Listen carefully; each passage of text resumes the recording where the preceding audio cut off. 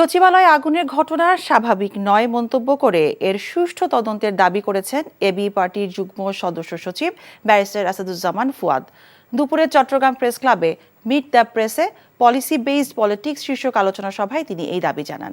Barrister Fuad বলেন, স্বাধীনতার 53 বছরেও রাজতন্ত্রের অবসান হয়নি, উল্লেখ করে আগামীতে হবে নিউ জেনারেশন পলিটিক্স।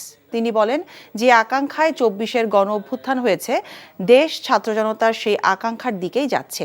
সচিবালয়ে আগুনের ঘটনা স্বাভাবিক নয় বলেও মন্তব্য করেন তিনি।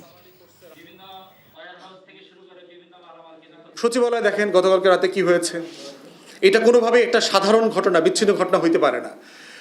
বিল্ডিংয়ে আগুন লাগছে হচ্ছে নাহিদ আর আসিফের রুম পুড়ে গেল। এবং এর আগে সচিব জয় দেখবেন বারবার বলেছে কোনো এভিডেন্স পাবেন না আমাদের ব্যাপারে।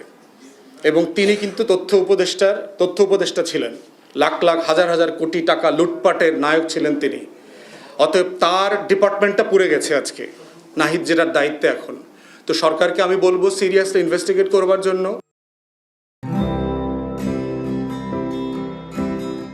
ভ্যালেন্টাইন্স ডে দেখা করতে পারিনি। পৃথিবীতে তো অনেক ভ্যালেন্টাইন্স ডে বাকি আছে। আমাদের প্রত্যেকটা মুহূর্ত এক একটা ভালোবাসা।